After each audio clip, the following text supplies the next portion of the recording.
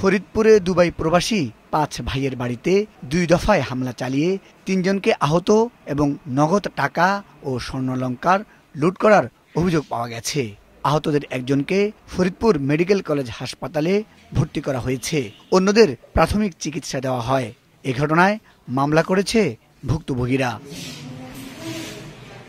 এই হামলায় জড়িত থাকার অভিযোগ উঠেছে স্থানীয় ওয়ার্ড মেম্বার আফজাল মোল্লার বিরুদ্ধে। তিনি নিজেকে বিএনপির প্রভাবশালী নেতা পরিচয় দেন বলেও অভিযোগ করেন ভুক্তভোগীরা।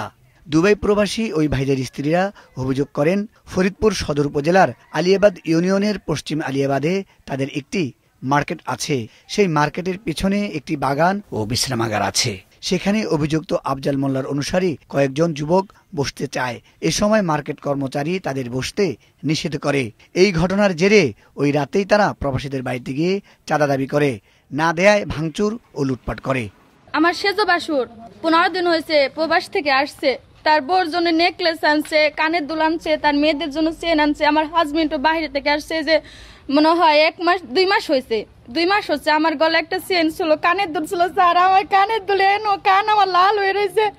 কই কানের দুল আমার চেয়ারম্যানের বউ টান দিয়ে নিয়ে গেছে। আফজাল মোল্লার বউ নাজমুল, রিজাউল মোল্লা, বাদশার ছেলে মেয়েরা এসে সবাই আমার বাসুরে মারছে।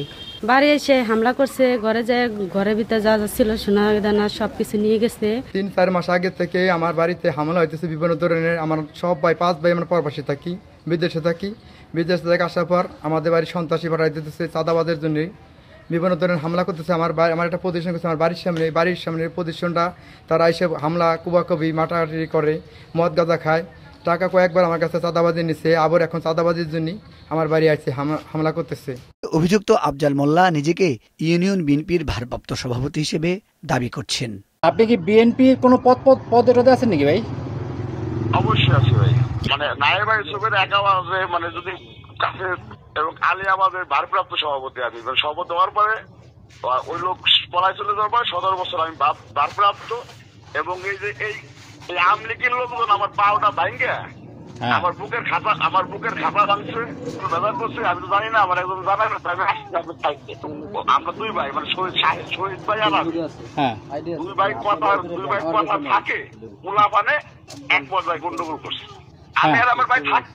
তবে জেলা বিএনপির আহ্বায়ক জানান, তিনি একসময় তাদের দলের কর্মী থাকলেও বর্তমানে দলের সাথে তার কোনো সম্পৃক্ততা নেই। ভালো সময় তারা জাতীয়তাবাদী দলে নিজেদেরকে সম্পৃক্ত করছেন এবং নিজেদের আত্মপরিচয় দিয়ে দলের সুনাম ক্ষুণ্ণ করছে। আমার মনে হয় যেরকম যদি কোনো সত্য ঘটনা হয়ে থাকে তাহলে তার দায়িত্ব তাকেই গ্রহণ করতে হবে। এর জন্যে দল কোনো দায়িত্ব গ্রহণ করবে না। আমরাও চাই যে আইনের বিষয় আছে, রাষ্ট্র তার আইনি কাঠামোর মধ্যে যেটা আছে সেটা হলে হবে, সেখানে আমাদের কোনো কথা নাই। একদম এখানে স্পষ্ট কথা, আমার ওই ইউনিয়নের বা ওয়ার্ডের তিনি কোনো পদধারী ব্যক্তি নন। তিনি একসময় জাতীয়তাবাদী দল বা অঙ্গ দলের সাথে উনি সম্পৃক্ত ছিলেন এবং আমাদের সক্রিয় কর্মী ছিলেন। ঘটনাস্থল পুলিশ পরিদর্শন করেছে এবং এ বিষয়ে দ্রুত ব্যবস্থা নেওয়ার কথাও জানিয়েছেন তারা। আমাদের কোতোয়ালি থানায় একটা নিয়মিত মামলা রুজু করেছি। মামলাটি বর্তমান তদন্তাধীন আছে এবং এই মামলায় যারা এজাহার নামে আসামি তাদের গ্রেপ্তারের অভিযান আমরা অব্যাহত রেখেছি। বর্তমানে ভুক্তভোগী ওই পরিবারের সদস্যরা নিরাপত্তাহীনতায় ভুগছে বলেও জানায় তারা।